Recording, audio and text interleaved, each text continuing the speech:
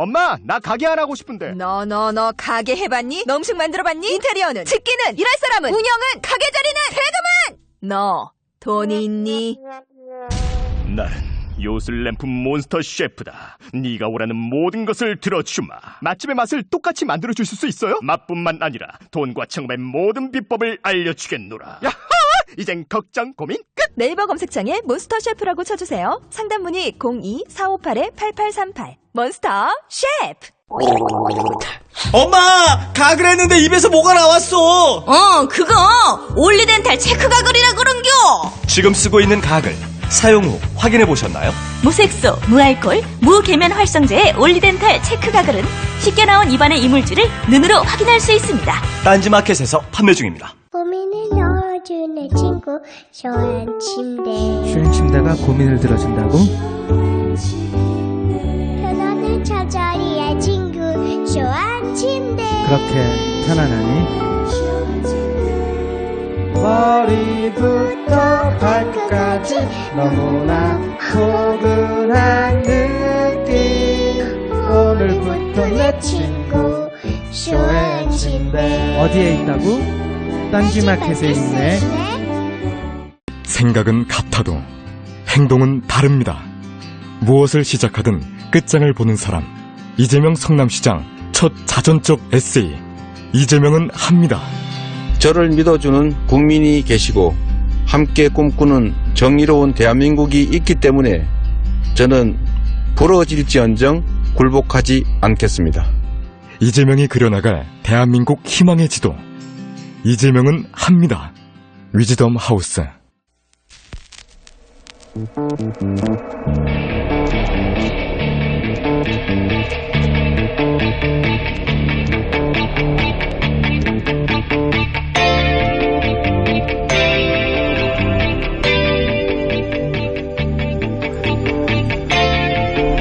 안녕하세요, 김호준입니다. 삼성의 전 현직 고위 간부들이 이재용 부회장의 구속에 대해 이런 말을 했습니다. 수갑을 찬 채 특검에 소환되는 이 부회장 사진이 전 세계에 타전되어 삼성 브랜드 가치 100억 달러 정도 감아왔다.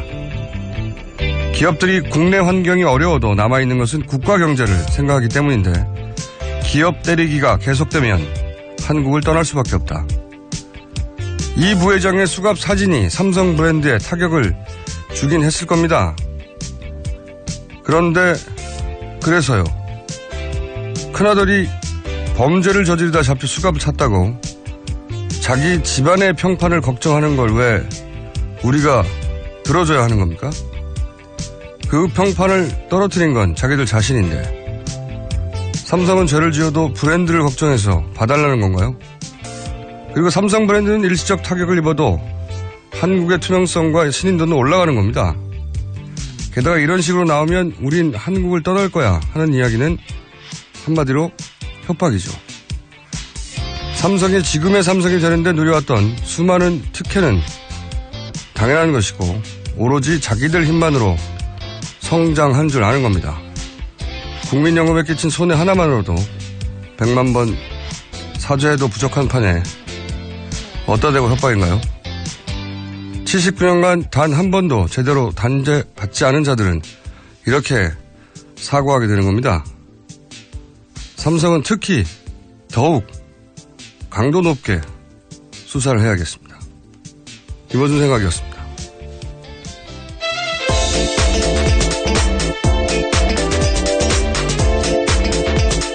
시사인의 김은지입니다. 네. 몰랐는데 어젠가 그저께인가 삼성의 전현직 간부들이 이렇게 우아하게 협박을 하셨더라고요. 떠날 거라고. 그리고 자기들은 봐달라고 하는 얘기 같아요. 네, 브랜드 가치가 떨어지니까. 브랜드 가치를 애초에 훼손한 게 누군지를 스스로 좀 되돌아봐야 될 것 같습니다. 그러니까요. 예, 뇌물을 주는 회사라는 이미지를 스스로 만든 건데요. 이렇게 79년간 무슨 일을 해도 한 번도 구속되거나 하는 일이 없으니까 이렇게 사고하게 되는 거죠. 예, 네. 점점 더 대담해졌던 것 같습니다. 과거의 잘못을 제대로 못 잡아서. 네, 협박이란 말이에요. 협박. 예. 네. 우리 떠난다. 네. 어디다 대고 협박이냐 이런 말을 하고 싶고요. 자, 현재 헌재가 이제 막바지를 향해 달려가고 있기 때문에 헌재 관련 소식들이 몇 가지 있죠. 예. 네, 헌법재판소가 3월 초에 선고한다라는 의지를 재확인했습니다. 다음 달 13일 이전에는 결론 짓겠다라는 뜻을 보인 건데요. 다만 24일로 예정된 최종 결론 기일에 대해서는 확정을 짓진 않았습니다. 이때 이제 대통령이 나오냐 마느냐 얘기도 그렇죠. 예. 있기 때문에 대통령이 나온다 안 나온다 얘기가 있으면 이제 확정을 짓겠죠. 네. 대통령이 나올 경우에 이제 질문을 받지 않겠다에 대해서도 이정미 권한대행이 확실하게 못을 박았죠. 네. 네, 그렇습니다. 피청구인 그러니까 대통령이요. 출석할 때는 신문이 가능하다라고 말하면서요. 질문에 적극 답변하는 게 박 대통령에게도 도움된다. 이렇게 이야기한 겁니다. 그렇게 되니까요. 이중환 변호사는 이렇게까지 반발했는데요. 대통령이 법정에 나와서 신문 받는 게 국가 품격을 위해 좋겠냐라는 이야기까지 했습니다. 국가 품격을 그렇게 걱정하는 사람이었으면 이렇게 하지 말았어야죠. 예, 뇌물죄까지 지금 거론되고 있죠, 대통령은. 예, 신문을 안 받겠다는 생각인 것 같고요. 제 생각에는 나오더라도 신문을 받게 되면 답을 안 하거나 퇴장하거나 혹은 신문을 받느니 안 받느니 가지고 날짜를 계속 미루거나 네. 처음에 받겠다고 해서 날짜를 줬더니 안 받겠다고 했다가 또다시 받겠다고 했다가 어떻게든 이제 지연하려고는 이때까지 해왔듯이 그런 전략을 구사하지 않겠는가. 그냥 대통령이 나오든 안 나오든 날짜를 확정해야 한다고 봅니다. 이제 네. 이제 여유가 없거든요. 이런 식으로 성공해 왔어요, 사실은. 네네. 그래서 어제 헌재가요. 대통령이 나와도 재판부가 지정한 기일에 출석해야 되고 변론이 끝난 다음에는 나온다고 하더라도 받아주지 않겠다라는 네. 뜻을 밝히긴 했습니다. 그래야 될 거라고 보고 네. 여기에 대해서 이제 박근혜 대통령 측의 변호인들은 이제 막바지니까요. 예? 반발도 하고 막 화도 내고 퍼포먼스도 하고 그러고 있는 과정이죠. 네, 삿뜨지라고 고성을 질렀습니다. 김평우 변호사인데요. 이정미 권한대행에게 그런 행동을 한 겁니다. 변론 막바지에 변론 준비했다 이렇게 말하면서 갑자기 일어났습니다. 그러자 이정미 권한대행이 어떤 내용이냐라고 그 취지를 계속 물었는데요. 거기에 대해서 답하지는 않고 본인이 당뇨가 있으니까 점심 먹고 하자 이런 식으로 계속 동문서답한 겁니다. 그러자 이정미 권한대행이요.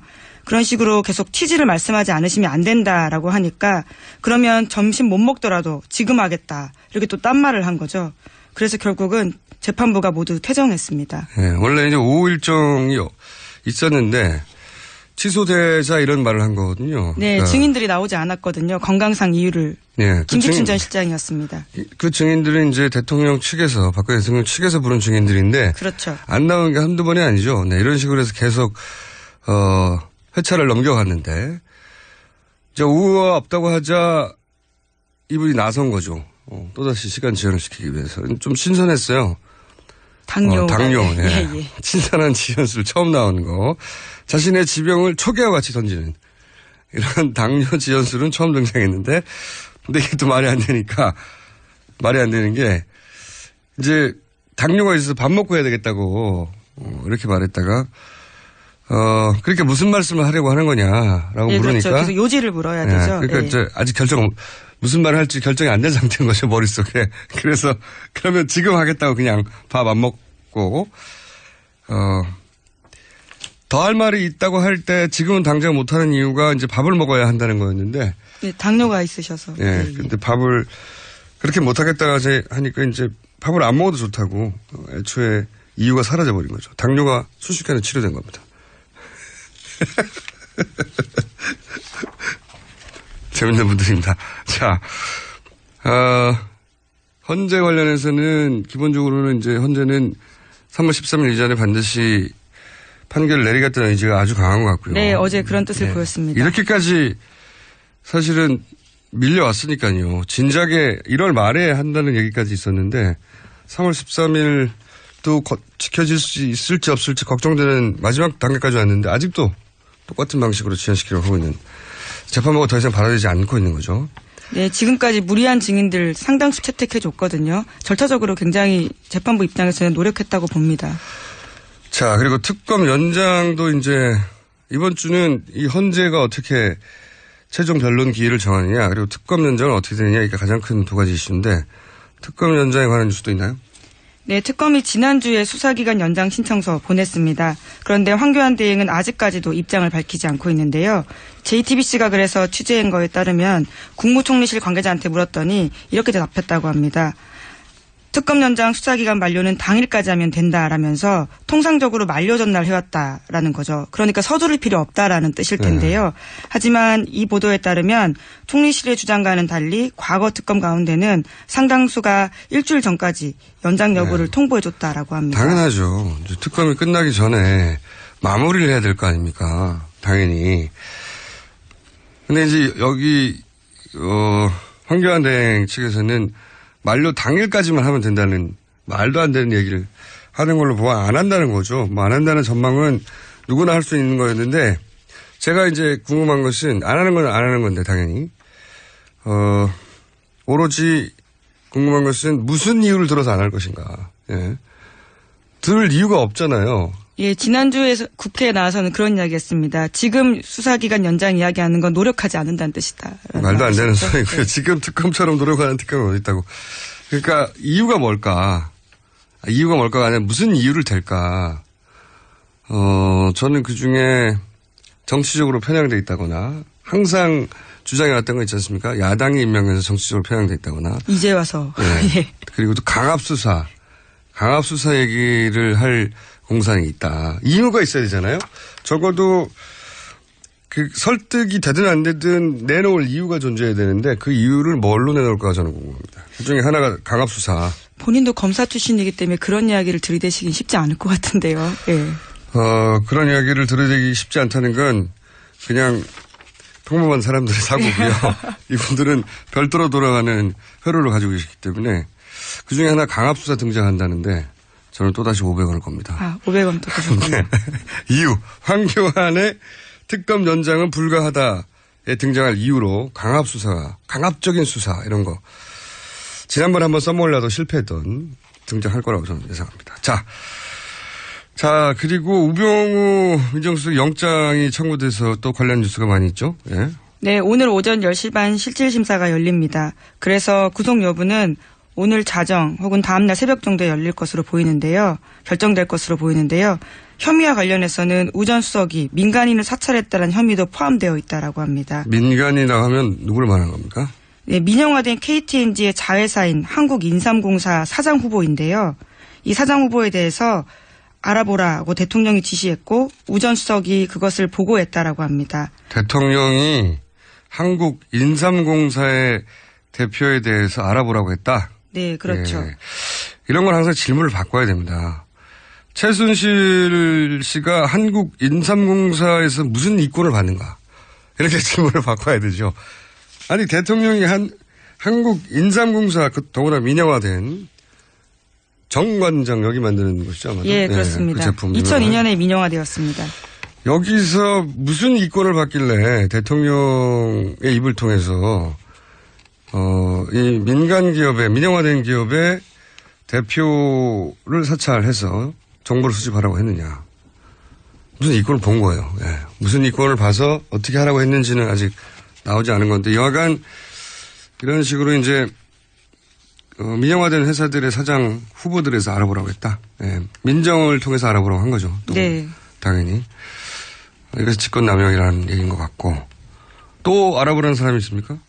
네, 이번에는 또 외교부로 가는데요. 2015년 메르스 사태로 중국 관광객이 줄자 법무부가 비자 발급 수수료를 면제하는 조치를 1년간 연장했습니다. 그런데 외교부가 이것은 좀 앞으로 자기네들과 협의해달라라고 법무부에 공문을 보내면서 청와대도 같이 보내거든요. 당연한 공문이네요. 네. 네. 네. 그런데 이게 항명이라고 판단하면서요. 항명? 예. 네. 해당 공문을 보낸 담당자와 직속 상관을 좌천성 인사했다라는 겁니다. 이 인사를 할 때 우병우 전 민정수석이 개입을 했다. 예, 네. 외압의 배경이 된다라는 거죠.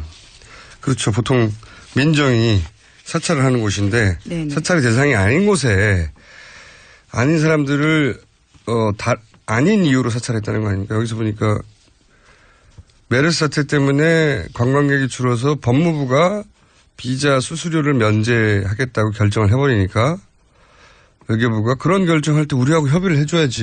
네네. 라고 했더니 어디서 항명이야 하면서 잘랐다는 거죠. 예. 웃기는 정권입니다. 당연한 거 아닌가요? 외교부가 알아야 되는 건?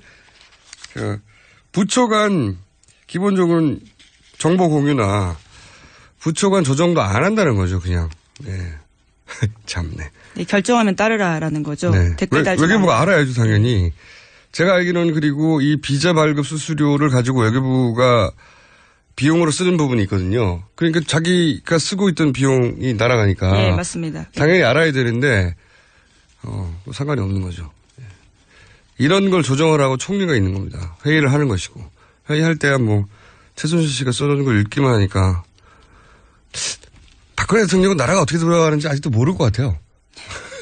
그냥 명령만 하면 되는 줄 알 것 같아요. 아직도. 그렇게 해왔으니까요. 다음 뉴스는요? 네, 또 관련된 뉴스인데요. 장시호 씨가 지난해 7월 중순 정도에 최순실 씨 전화통화 내용 들었다고 합니다. 그런데요, 최순실 씨가 누군가한테 이철성 당시 경찰청 차장의 음주전력 문제를 얘기하자 왜 안 되냐, 무조건 밀어붙여라, 이렇게 불같이 화를 냈다라는 겁니다. 실제로 지난해 7월 달에 박 대통령은 이 차장을 경찰청장으로 내정했습니다. 네. 최순실 씨가 인사 개입했다고 하는 정황들은 굉장히 많이 나오는데 그 수위가 보면 전방이에요. 민간 회사의 사장뿐만 아니라 사정기관들의 장들에 대해서도 그 인수위 때도 대법관이나 수장들에 대한 정보를 수집했다 이런 뉴스 있지 않았습니까? 예, 오늘 아침 한겨레 보도인데요. 2013년 초, 그러니까 정권이 출범하기도 전에요. 대법관, 검찰총장, 국세청장, 경찰청장 후보군 19명을 자체적으로 분류해서 이에 대한 인사평을 수집했고. 최순실 씨가. 예, 네, 예. 여기서 그렇죠. 중요한 건 최순실 씨죠. 네. 예, 최순실 씨 집사 변호사 사무실에서 압수수색된 결과라고 합니다. 최순실 씨의 집사 변호사 사무실에서. 예, 예. 네. 이러한 내용들이 압수수색된 건데요. 실제로 여기서 등장하는 5명은 대법관 등 해당 기관의 수장이 되었다라고 합니다. 19명 중에 5명을 자기들이 골랐다는 얘기네요. 네. 네. 아니, 인수위에서 이런 후보군들을 검증하는 건 당연한데 그걸 최순실 씨가 했다는 게 문제인 거죠. 예. 최순실 씨가 뭐라고 서류들이 많이 나오네요. 자, 이런 뉴스들은 계속 지금까지 있어왔던 추정과 의혹들을 계속 보강해 주는 거죠. 예. 이러지 않았을까 싶었는데 그런 서류가 최순실 씨의 변호사, 맹모 변호사죠. 네. 예, 예. 집사 변호사로 속칭 불립니다. 웬만한 집안일들을 다 해결해 줬거든요. 네. 가사 분쟁까지요. 이 맹모 변호사는 국가 운영하고 아무 상관이 없어요. 근데 거기서 발견된 거죠. 그래서 최순실 씨 그래서 최순실 씨가 봤다고 하는 거고. 자, 다음 뉴스는요? 네, 어제 최순실 씨 형사재판에서 소위 2000개 김수현 녹음 파일이라고 하는 원본 파일의 일부가 공개됐는데요.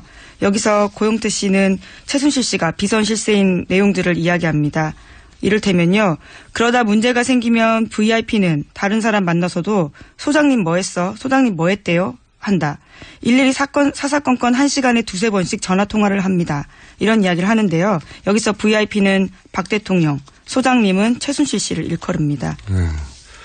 최순실 씨가 없으면 아무것도 못한다는 일관된 이야기는 고영태 씨뿐만 아니라 과거 90년대, 2000년대 가까웠던 분들에게서 지속적으로 등장했죠. 근데 이제 이런 녹취록에도 등장하는 거죠. 소위 2000개. 네. 예, 박근혜 대통령 변호인단이 헌재에서 다 틀어야 된다고 했던 2000개 그렇죠. 속에 보면 그 속에 이제 대부분 불리한 내용이다라고 했는데 그 중에 나온 게 이런 거죠. 저는 그래서 지난번에 한번 얘기했지만 평생을 이렇게 최순실 씨가 결정해 주는 대로 따라왔는데 지금은 그러면 어떤 방식으로든 의견을 주고받지 않겠는가. 의견을 주고받는다기보다 의견을 묻지 않겠는가. 구치소에 있지만 구치소에 메시지를 집어넣고 받는 게 그렇게 사실 어렵지는 않거든요. 변호인을 통해서도. 그럴 가능성이 상당히 있다라고 추정해 봅니다. 네. 그런 쪽지나. 네, 뭐 사실 공범 관계이기 때문에요. 뭐 그런 논의를 또 할 수도 있을 것 같기도 하고요. 네. 이게 이제 다른 걸 다 떠나서 평생 그래왔잖아요. 네. 물론 거의 뭐 30년, 40년간을 그래왔는데 갑자기 이걸 멈출 수 있겠는가. 갑자기 의사결정을 해야 되는데 최종적으로 무엇을 볼 사람이 사라지면 어떻게 결정을 합니까? 못하죠. 묻지 않을 수밖에 없는, 전화를 하거나 그런 건 아닐지라도 의사소통을 여전히 하고 있을 가능성이 있다라고 저는 의심해 봅니다. 자, 이거 관련해서 저는 주목했던 그 내용이 있어요. 내용이 뭐냐면은 이제, 관세청장을 알아보라는 멘트가 있죠. 네네. 예전에 알려드렸었죠. 네, 한 번 등장하는데, 근데 이제 이게 구체적으로 뉴스가 안 나와가지고 관세청장을 알아보라고. 근데 이제 그 대화를 나누는 이 고영태 씨나 관계자가 정확하게 잘 몰라서 관세청장이라고 했다가 뭐 국세청장이라고 했다가 예, 뭐 헷갈립니다. 관세장이라고 했다가 막 예. 단어들이 계속 헷갈려요. 근데 결국은 이 자세한 내막을 들여다보면 인천세관장을 찾으려고 하는 거였어요. 인천세관장. 인천세관장인데 이 추천했던 사람이 결국은 인천세관장이 됩니다. 네, 그렇죠. 실제로. 그런데 이게 불거지자 이분이 관뒀죠, 지금. 네. 김모 세관장인데 저는 이게 굉장히 주목할 만한 저 혼자 주시 뉴스라고 생각하는 게 특검이 여기까지 수사를 여러 개 있는지는 모르겠어요. 근데 왜 그 인천 세관장에 주목을 하냐면은 물론 이제 세관을 통과하려면은 세관을 통과하는데 필요한 절차를 생략하고 싶었던 거겠죠. 쉽게 한다든가. 네, 실제로 그런 대화 내용들이 나옵니다. 네, 예. 그러려고 한 건데 생각해 보시면은 인천세관이라는 게 우리가 이제 인천 그 항 거기만 생각한단 말이죠. 인천 항만 생각하게 되는데 그게 아니고요. 인천세관이 인천공항세관 네네. 하고 통합이 됩니다. 이게 통합이 돼가지고 인천본부세관이 되거든요. 그러니까 공항으로 들어오는 물건, 비행기로 들어오는 물건을 세관 검사하지 않고 통과시키려고 했던 그런 필요가 있었던 거예요. 최순실 씨가. 굳이 세관장을 꼭 집어서 인천세관장을 임명해서 실제로 임명도 됐고 뭐 하려고 그랬을까. 이권이 없는 곳에 움직이지 않는 우리 최순실 여사께서 무엇을 하려고 했을까. 또 궁금한 거예요. 예. 아까 저기 뭡니까. 정관장 만드는. 네네. 한국인삼공사. 네, 인삼공사의 사장을 뭐 하라고 굳이 이 사람한테 관심을 가졌을까. 마찬가지로.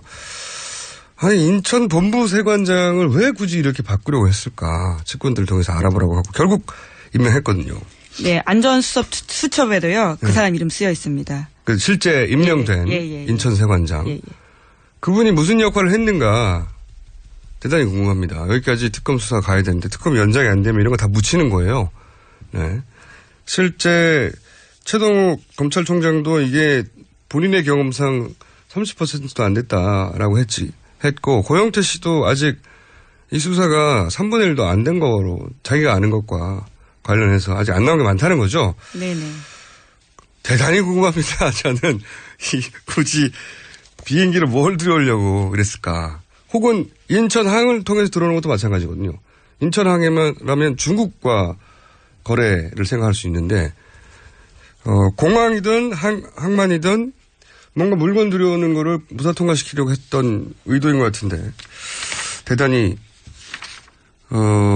개인적으로 주목하고 있는 부분인데 아직 시간이 없어가지고 삼성 이재용 부회장 구속하는데 거의 한 달 다 썼지 않습니까? 네. 연장돼야 합니다. 궁금하지 않으십니까, 여러분? 그냥 할 리는 없고. 자, 이제 시간이 다 돼서 제목 정도 하나 짚어줄 시간 정도 됩니다. 네.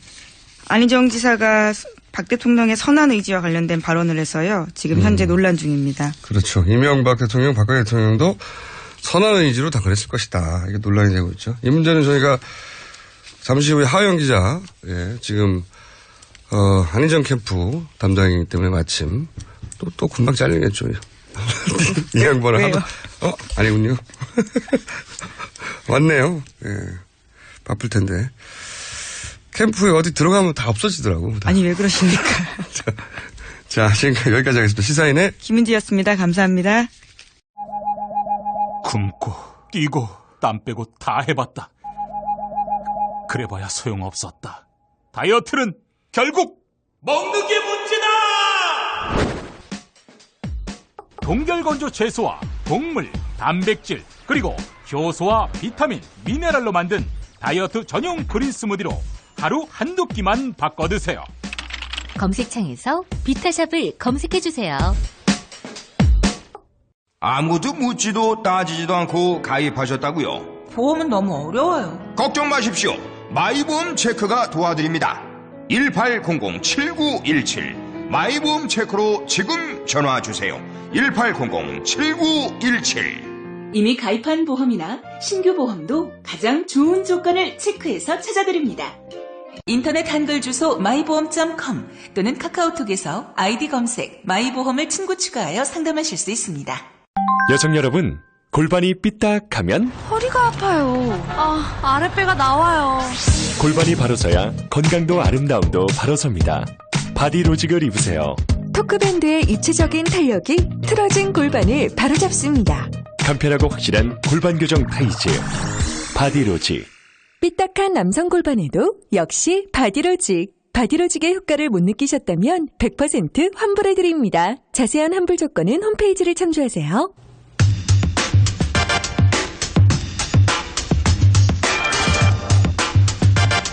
뉴스공장 첫 번째 인터뷰 시간입니다. 김정남 피살 사건으로 국내 안보 위기가 초래돼 사드를 조기에 배치해야 한다. 이런 주장이 최근에 등장하기 시작했습니다. 이 문제 짚어보겠습니다. 정세현 전 통일부 장관 연결됐습니다. 안녕하세요, 장관님. 예, 안녕하세요. 네, 오랜만입니다. 예, 오랜만입니다. 예, 저희 방송에 한번 스튜디오로 출연해가지고 특별 강연 좀 해주세요. 아, 했잖아요. 아니, 스튜디오에. 뉴스 공장 그래요? 스튜디오에 직접 나오셔가지고. 네. 예. 멀다가 안 나오시는데. 아니요.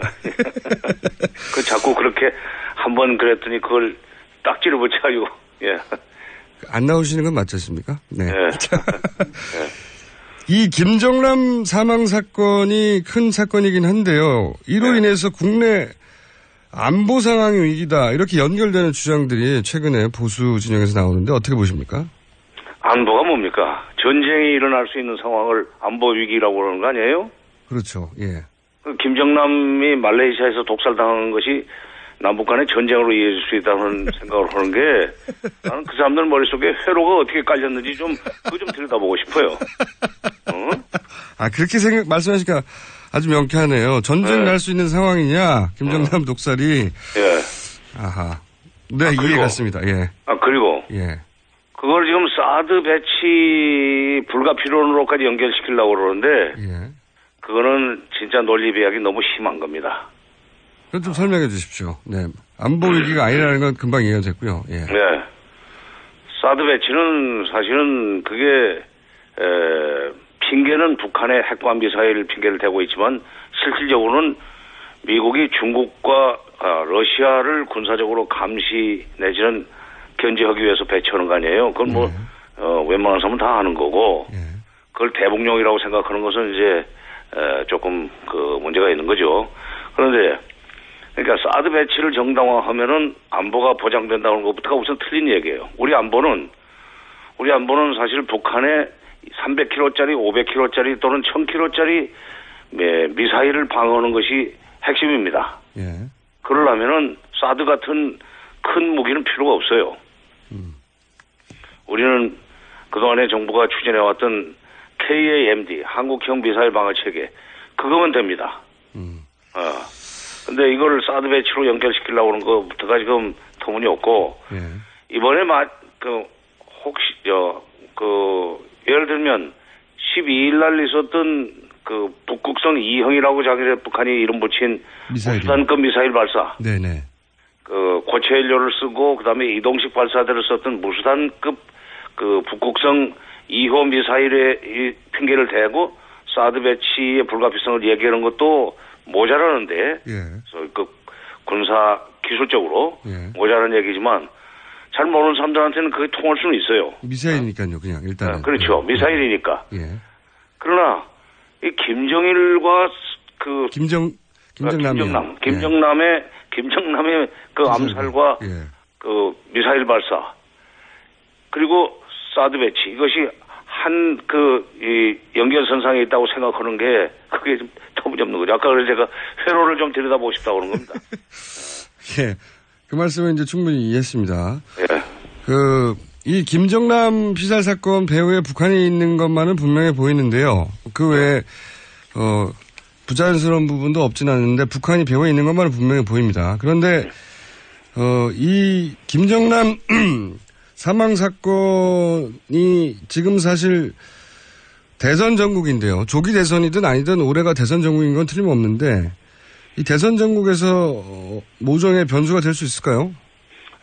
그렇게 만들고 싶어하는 것 같아요. 지금 보수 쪽에서는 그리고 현 정부에서는 그렇게 만들고 싶어하는 것 같아요.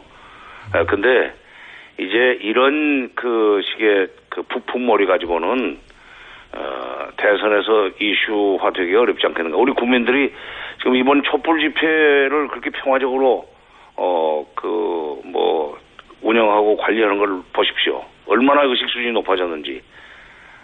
이게 지금 과거에 60년대 그 국민들의 일종의 정세관이라든가 이런 차원에서는 그런 수준에서는 아마 맥혀 들어갈 수 있겠지만 이 사람들은 좀 타임머신을 타고 가서 무슨 정부에서 이러는 것 같아요.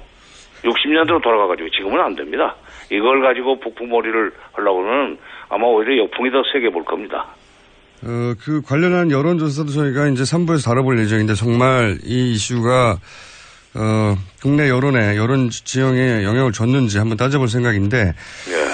북한이 이제 한 가지 추가적으로 더 질문드리자면 북한이 이제 김정남 그 피살의 배후에 있는 건 분명해 보이는데 그 북한이 이 시점에 왜 김정남을 이런 식으로 암살했을까요? 저는 작년부터 우리나라에서는 군사훈련할 때 5029라고 그래서 김정은 무슨 암살이라고 그럴까? 그 계획을 참수 작전 하겠다는 얘기도 했었고. 예.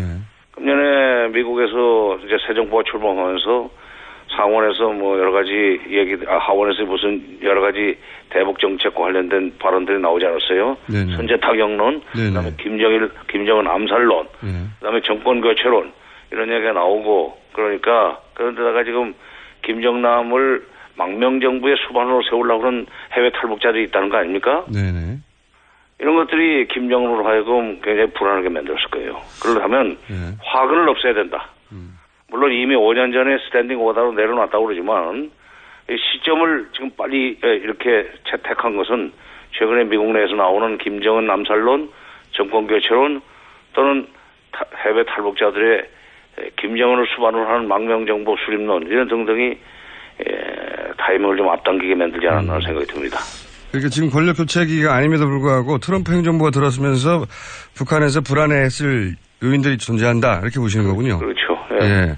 그러면 지금 방금 말씀하신 트럼프 행정부의 대북 정책은 어떻게 지켜보고 계십니까? 대북 정책이 뭐랄까요? 일관되게 트럼프 정책 전부가 그렇긴 합니다만 일관되게 나오진 않는 것 같은데요. 트럼프 정부의 대북 정책은 아직은 나오지는 않았죠. 아예 나오지도 않은 거죠. 전체적인 이 판이 짜여지진 않았습니다. 그러나 일부만 나왔어요. 일부만. 예를 들면 하원에서는 김정은 암살론 이런 얘기까지 나오지만 중요한 것은 국무장관이 상원 청문회에서 했던 얘기 그게 중요하다고 생각합니다. 예. 무슨 얘기를 하냐면 북핵 문제를 풀기 위해서는 군사적 위협으로부터 시작해서 외교문호 개방까지 모든 옵션을 테이블에 올려놓고 시작을 해야 된다 그랬어요. 나는 그게 굉장히 중요한 대목이라고 생각합니다. 그러니까 오바마 때 그 전략적 인내라는 것은 북한이 손들고 나올 때까지 기다리겠다는 이상한 정책이었는데 그나마 그렇죠. 아무 정책이 아니라고 말씀하셨죠. 그거를. 그렇죠. 예. 아무 정책도 아니죠. 예. 일종의 전략적 인내라고 하는데 전략적 혼수 상태에 빠진 정책이었는데 그것은. 오바마의 대북 정책에 대해서는 정책이 아예 존재하지 않는다는 게 문제였다고 말씀하신 그렇죠. 거고. 그런데 이제 군사적 그 위협부터 외교문호 개방까지 테이블에 올려놓고 북핵 문제 푸는데 방법을 찾겠다 하는 얘기를 한 것은 나는 상당히 희망적이라고 생각합니다. 어떤 의미에서 좀 해설해 주십시오. 외교문호까지 개방하겠다고 그러니까 대화와 협상으로 문제를 풀어야 된다는 것도 지금 포기하지 않았다는 얘기죠. 그런 점에서 오바마 정부의 전략적인 대화는 확연히 구별되는 대목이에요. 그러니까 그런 방향으로 갈 수도 있다는 데서 우리가 희망을 가지고 있고 앞으로 차기 정부가 그런 방향으로 갈 수 있도록 미국이 그런 방향으로 갈 수 있도록 여러 가지 기반을 조성해주고 토대를 닦아주면은 나는 차기 정부에서 북핵 문제 해결의 전환점을 만들 수 있다고 생각합니다. 그러니까 지금 이렇게 김정남 암살 사건, 그 다음에 무수단급 지난 12일 날, 중장거리 미사일 발사 이런 거를 가지고, 안보, 논쟁을 일으키고 그걸 선거에서 활용하려고 그러는 그런 꿈은 깨는 게 좋아요. 만약 이걸 빈밀로 삼아가지고 안보 논쟁으로 가고 다음번 대선을 어렵게 만들어서 가령 북핵 문제 해결에 전기를 마련할 수 없는 정부가 자리 잡게 되면은 정말 우리는 그때는 안보 위기에 빠지게 됩니다. 무슨 얘기냐면 사드 배치하면요. 예. 남북 간에 한반도에서 군비 경쟁이 일어납니다. 군비 경쟁이 일어나면은 그건 안보 위기는 더 높아지는 거 아니에요? 예. 그렇죠. 북한도 돈이 없기는 없지만은 북한도 수법이 있어요. 방법이 있어요. 그 사람들 항상 하는 얘기가 남쪽에 정책이 있으면 우리는 대책이 있지 그러는 말을 잘 쓰는데. 정책이 있으면 우리 대책이 있다고. 대책이 있다고. 그런데 그 사람들이 이미 가지고 있는 장사정 보라든지 방사포 같은 것은 미사일과는 또 다른 유력을 가지고 있습니다. 예. 사정거리는 짧지만 남한을 타격하는 데는 부족함이 없죠. 그 사람들이 이미 94년에 얘기했던 대로 불바다를 만들 수 있는 힘을 가지고 있잖아요. 이런 것을 막는 계획을 세워야지. 이거 사드 갖다 놔가지고 오히려 사드로 저쪽을 막겠다 그러면 그 사람들은 300km, 500km짜리 미사일을 쏠 거예요. 그거 가지고 우리를 이겨볼 겁니다. 쏜다기보다는. 그럴 경우에 대책은 없잖아요. 사드 가지고는. 안 됩니다. 사드는 300km, 500km짜리는 상대하는 그게 아니고 대륙간 탄도탄을 상대하는 무기체계 아닙니까? 그렇죠. 미국으로 날아가는 미사일을 그렇죠. 막는 거죠. 우리가 북한이 왜 우리를 남쪽을 상대로 해서 그 비싼 무기인 ICBM 대륙간 탄도 미사일을 쏘겠어요. 300km, 500km짜리 수턱에 있고 평양에서 서울까지 200km밖에 안 돼요. 예. 이번에 미사일 쏜 방현이라는 데서 부산까지도 한 600km, 700km 정도밖에 안 됩니다. 그러니까 그런 미사일이 수턱에 많이 있는데 왜 이 만 킬로 나가는 걸 쏘는 걸 막는 사드를 우리나라에 갖다 놔야 된다고 억지를 부르냐 이거예요. 그 문제는 잘 알겠고요. 그건 사드 문제를 저희가 또 다룰 때 한번 집중적으로 다루겠고 지금 이제 마지막으로 제가 정리해서 질문드릴 내용이 이제 트럼프 관련해서 트럼프가 이제 군사적인 압박뿐만 아니라 외교 문호도 완전히 개방하는 것까지 테이블 위에 올려놔야 된다. 이 태도 자체가 오바마의 이제 전략적 인내라고 북한이 스스로 개방할 때까지 기다리는 것보다 훨씬 낫다고 하시는 거 아니겠습니까? 예. 그래서 이제 트럼프 행정부가 군사적 압박으로 수단을 취할지 아니면 외교문호 개방으로 취할지를 결정하는 단계에서 한국의 정부가 어느 쪽으로 인도하냐에 따라서 앞으로 한반도 운명이 바뀔 수 있다 이런 말씀이신 거잖아요. 그렇죠. 그러니까 북핵 문제를 풀거나 북한의 여러 가지 미사일 문제를 풀거나 하는 것은 우리 정부 하기 나름이에요. 미국은 솔직히 말해서 대북 정책이 이렇게 구체적이지 않습니다. 그들한테는 죽고 사는 문제가 아니니까. 그런데 그렇죠. 우리는 죽고 사는 문제 아니에요. 그러니까 우리가 나서가지고 이거 진짜 이 문제가 안 풀리면은 죽는 거니까 우리가 풀고 싶어 하는 방향으로 우리가 풀고자 하는 방향으로 미국이 협조해달라. 동맹 좋다는 게 뭐냐. 얼마든지 얘기할 수 있고 미국은 그렇게 나가면은 한국 정부 손을 들어주었습니다. 그동안은 우리가 대책이 없으면은 따라와. 하지만 우리가 구체적인 대책을 가지고 이리 갑시다 하면은 그래? 왜 그래? 말을 들어보고 그 말 되네. 따라와요. 알겠습니다. 오늘 여기까지 하고요. 오늘 핵심은 김정남 비살 사건과 안보는 전혀 무관한 사안이다. 이렇게 정리하겠습니다. 알겠습니다. 오늘 말씀 감사합니다. 지금까지 정세현 전 통일부 장관이었습니다.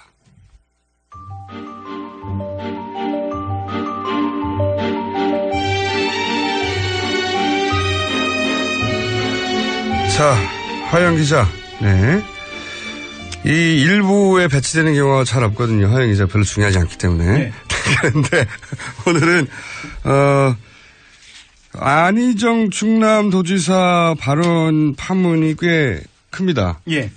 야권에서도 당연히 관심을 가지고 왜냐하면 이제 엄청난 속도로 지지율 20% 평균 지지율 20%를 돌파해버렸단 말이죠. 20%라는 게 좀 상징적인 의미가 있는 게요.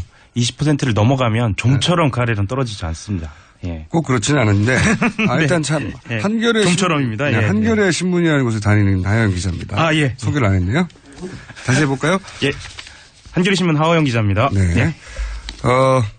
요 직전에는 반기문 캠프에 있다가 반기문 캠프가 사라져가지고 예. 안희정 캠프에 합류했는데 박원순 캠프도 잠깐 박원순 캠프도 사라져가지고 지금 가는 곳마다 캠프를 없애고 있는 분입니다. 네. 그런데 이제 이 안희정 충남도지사의 발언은 단순히 한 정파 혹은 한 정당의 얘기가 아니라 네. 이 대선판 전체에 미친 영향이 커서 따로 다를 만한 소재인 것 같아요. 확실히. 왜냐하면은 예. 안희정 도지사가 20%를 넘겼고 예. 지지율 2위고 그리고 민주당 경선 승리자가 아마도 가장 유력한 예. 그 대선 후보 주자군이 될 거라고 이제 다들 생각하고 있기 때문에 예. 경선에도 영향을 미치고 게다가 지지율을 분석해 보면 안희정 도지사의 지지율 속에 자유한국당이나 바른정당이나 소위 이제 보수층의 지지표가 굉장히 많이 숨어 있거든요. 많죠. 예. 그러다 보니까 보수 지지층들도 바라보고 있는 후보예요. 굉장히 절묘한 지점에 있는 분인데 예. 그런데 이제 전통적인 야권 지지자들은 화가 날 발언을 해버렸죠. 자, 그때 현장에 계셨죠? 저 현장에 있진 않고요. 그 당시에 생중계도 했고 지금 동영상도 남아 있습니다. 맞습니다. 예, 일단 그래서, 문제가 되는 대목 직전에 예. 이제 안희정 도지사는 당시의 발언은 전후 맥락이나 전제 사정을 보면 그것은 반어법이다라고 주장을 하거든요. 출발이 됐던. 예. 그러니까 요약하면 이명박 박근혜 대통령도 예. 선한 의지를 가지고 했을 거라고 믿어주자. 예. 예, 뭐 이런 식의 요약되는 발언인데 그 앞부분을 잠깐 들어보시겠습니다. 김대중 노무현 대통령 민주주의자로서 인권주의자로서 평화주의자로서 이 땅의 헌법에 따라서 대한민국을 잘 이끌었던 분들입니다. 이명박 박근혜 대통령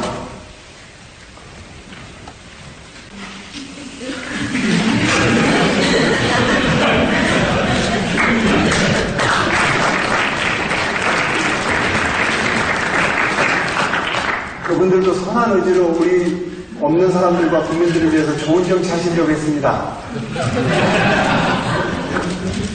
자, 이게 이 다음부터가 문제가 되는 건데. 예. 안희정 지사 얘기는 김대중 노무현 전 대통령 얘기하고, 그 다음에 이명박 박근혜 대통령 얘기해서, 그 사이에 현장에서는 그 이전 김대중 노무현 대통령은 그런 의지를 가지고 있었는데, 선한 의지를. 네. 이분들도 선한 의지를 가지고 있었겠느냐고 반어법을 쓴 것이다. 예. 그리고 현장에 있었던 관객들은 그걸 이해했다. 그래서 서로 웃고 그다음에 포즈도 중간에 생기고 그 중간이 반어법이었다고 설명하는 부분은 저도 이해는 갔어요. 네. 예. 그 부분이 이제 그런 식으로 이제 안희정 도지사의 헌법이기도 하고요. 네. 직접적으로 비난하지 않는. 그래서 이렇게 반어법을 그런 화법이라는 건 이해가 갔는데 근데 그 뒤에 이어지는 문장들이 좀 문제가 되는 겁니다. 예. 예. 그러니까 그 뒤에서 이제 미르 K 스포츠 재단 또한 예. 평창 동계올림픽을 위해 선한 의지를 갖고 만들었다라는 방식으로 얘기를 하거든요.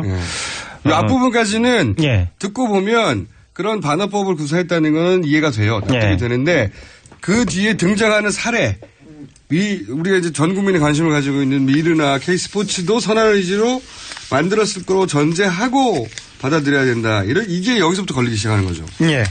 근데 이제 전 이거를 좀 말씀을 드리고 싶어요. 그러니까 현장에서 증문즉답이라는 형식이었거든요.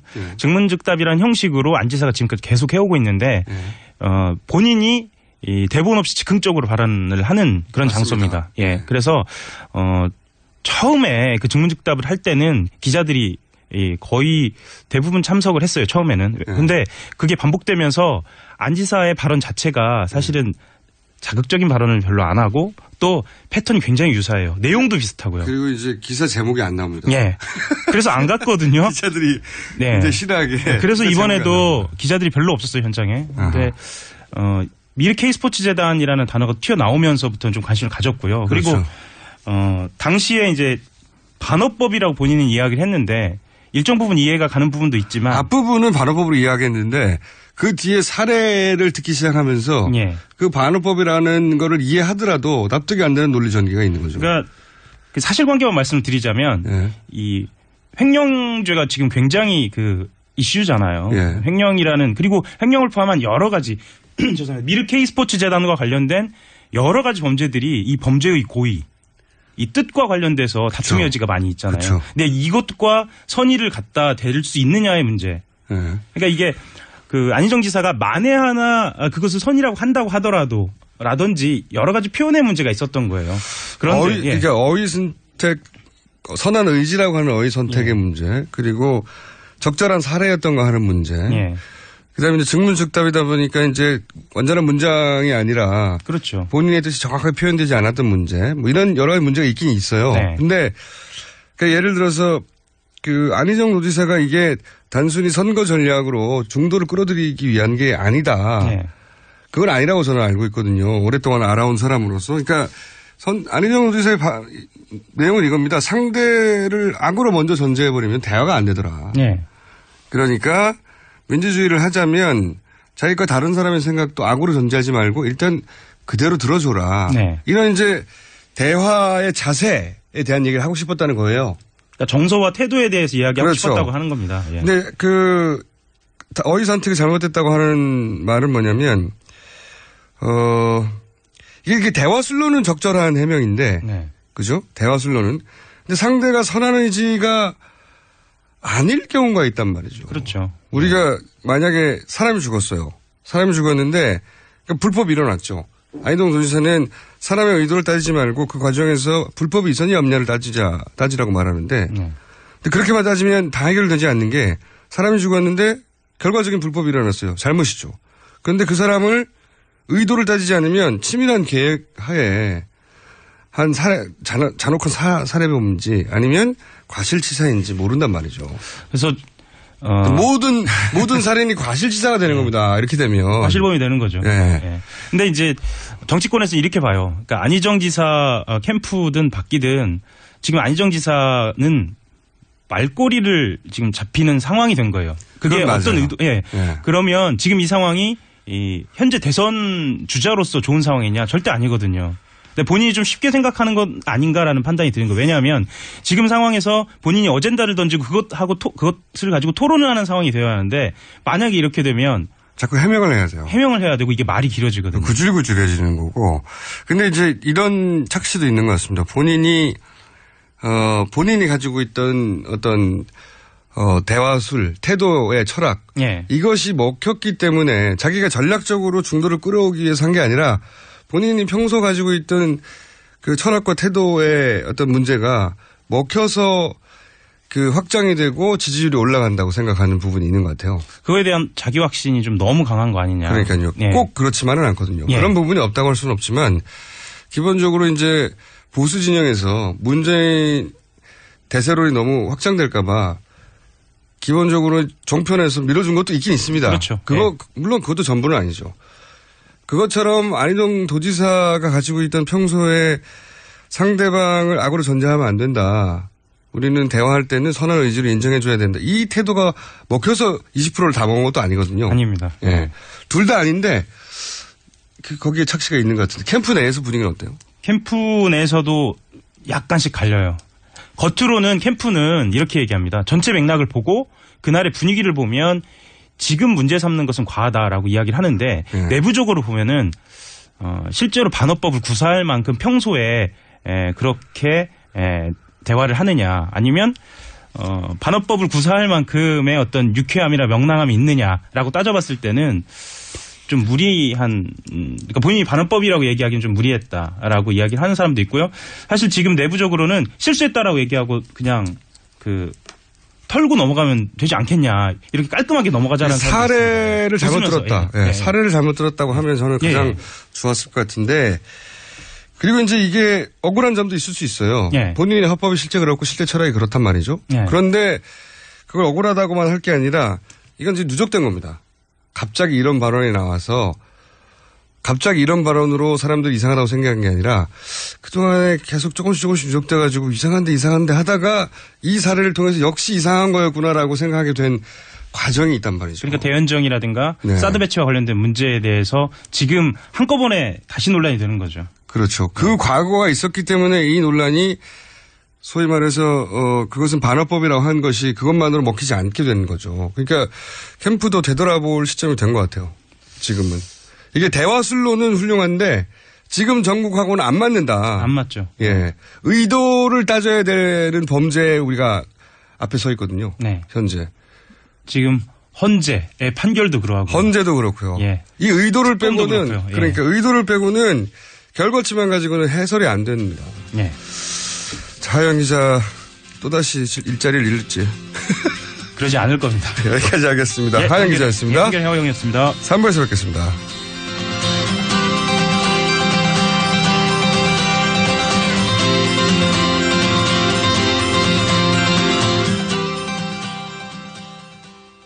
건강한 몸, 건강한 피부, 건강한 화장품을 물려주고 싶습니다. 수아비스 화장품은 눈에 들어가도 상처 위에 발라도 혹은 아이들이 실수로 먹더라도 괜찮아야 한다는 목표로 달려왔습니다. 이제는 삶의 일부가 되어버린 수많은 화장품. 아무거나 선택해선 안 됩니다. 지금 검색창에 수아비스 화장품을 검색하시고 그 놀라운 효과를 확인하세요. 아이부터 어른까지 수아비스 화장품. 2월달에는 여러분들을 위한 발렌타인데이 선물도 준비되어 있습니다. 안녕하세요. 글 쓰는 사람 유시민입니다. 제가 이번에 국가란 무엇인가 개정판을 냈습니다. 국가란 무엇이며 또 훌륭한 국가는 어떤 모습이어야 하는지 오늘 시점에서 그 답을 찾아봤습니다. 이제 우리는 촛불 다음을 상상해야 합니다. 그 고민 과정에 이 책이 함께하면 좋겠습니다. 국가란 무엇인가 개정판 도서출판 돌베개에서 펴냈습니다. 맛있어. 너무 맛있어. 와, 아삭거리는 소리 들려? 와, 진짜 맛있다. 이 김치 어디에서 샀어? 김치 어디서 샀냐면 화 뭐? 무슨 김치라고? 그러니까 어디 김치냐면 바로 뜸들이지 말고 빨리. 도대체 어디 김치야? 화통김치. 화통김치라고. 국내산 재료로 100% 자체 생산하는 화끈하게 통하는 화통김치. 얼른 검색해서 사 먹어. 한글도 남보다 빨리 깨치고 참 똑똑했는데 갈수록 실력이 뒤처지는 것 같아 걱정이에요. 혹시 초등학교 교과서 본 적 있어요? 어려운 어휘가 너무 많아요. 학교에서는 어휘 개념을 하나하나 설명해 줄 시간이 정말 부족하잖아요. 그럼 어떡하죠? 내 아이의 어휘만큼은 내가 책임져야죠. 어휘 공부의 정성. 초등어휘 3천, 초등어휘 5천. 검색창에 초등어휘 3천을 쳐보세요.